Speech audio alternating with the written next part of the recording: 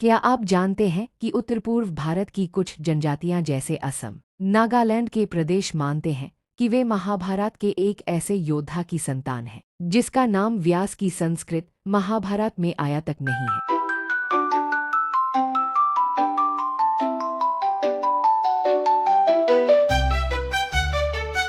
जब हम महाभारत की बात करते हैं तो ज्यादातर लोगों को अर्जुन, कृष्ण, द्रौपदी या भीष्म जैसे नाम याद आते हैं। लेकिन हस्तिनापुर से दूर जंगलों में कुछ कहानियां ऐसी भी थीं जिन्हें मुख्य ग्रंथ में बहुत ही कम जगह मिली। कहानियां आदिवासी रानियों की, शक्तिशाली पुत्रों की और भूले हुए वंशजों की। आज हम जानेंगे भीम और हिडिंबा की वो विरासत जो आज भी जिंदा है जनजातियों, मंदिरों और मान्यताओं के रूप में। लाक्षागृह की आग से बचने के बाद पांडव जिस जंगल में छिपे थे वहां भीम का सामना राक्षस हिडिंब से हुआ था, जिसे वो युद्ध में पराजित करते हैं और तत्पश्चात हिडिंब की बहन हिडिंबा से विवाह करते हैं, इस शर्त पर कि विवाह के बाद भीम को अपने भाइयों के पास वापस लौटना होगा। उनके मिलन से जन्म होता है घटोत्कच का, एक महान योद्धा जिनका नाम उनके घड़े जैसे गंजे सिर के कारण पड़ा। वे जंगलों में पले बढ़े और एक शक्तिशाली राक्षस योद्धा बने। वे पांडवों के प्रति निष्ठावान रहे और कुरुक्षेत्र युद्ध में अपनी जान देकर कर्ण को रोकने का कार्य किया।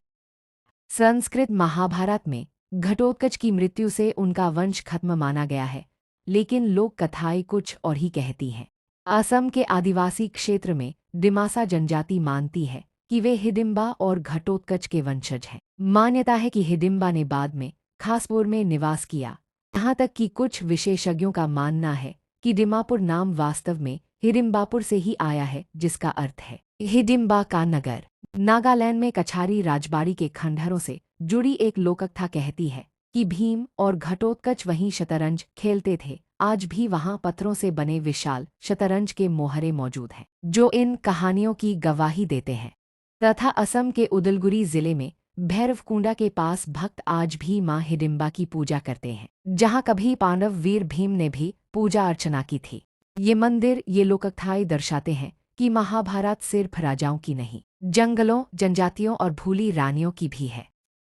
संस्कृत ग्रंथों के बाहर कुछ लोक कथाओं और अन्य पुरालेखों में घटोत्कच के 3 पुत्रों का जिक्र आता है। पहला अंजनपर्वन, एक युवा योद्धा जो कुरुक्षेत्र युद्ध में लड़ा और अश्वत्थामा द्वारा मारा गया। दूसरा बर्बरीक, एक प्रसिद्ध लोकनायक जिनका नाम व्यास की महाभारत में नहीं है, पर वे भारत भर में पूजे जाते हैं। तीसरा मेघवर्ण, जिनका नाम उनके बादल जैसे रंग के कारण पड़ा और जिन्हें पांडवों के अश्वमेध यज्ञ में भाग लेते हुए भी दर्शाया गया है।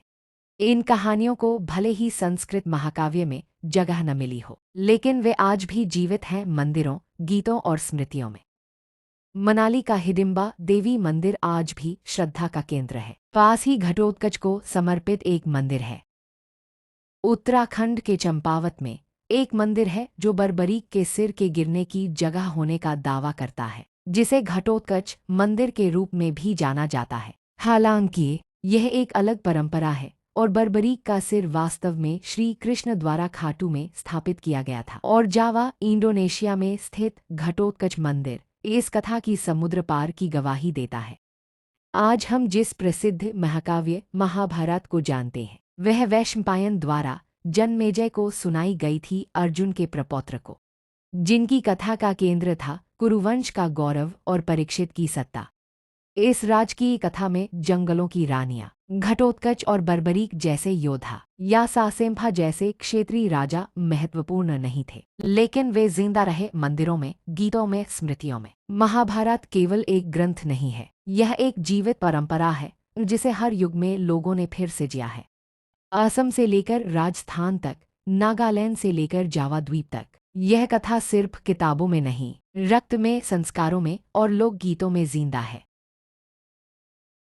क्या आपने भी अपने क्षेत्र में ऐसी कोई पौराणिक कथा सुनी है? कमेंट में जरूर बताइए आपकी महाभारत कैसी दिखती है।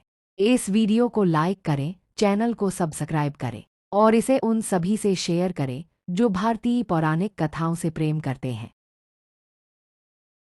अगर आपको महाभारत के ये छुपे हुए अध्याय रोचक लगे हों, तो इस वीडियो को लाइक करें और अपने दोस्तों के साथ जरूर शेयर करें। ऐसे ही भारतीय इतिहास और पौराणिक कथाओं की दिलचस्प कहानियों के लिए इस चैनल को सब्सक्राइब करें। तब तक के लिए बाय बाय।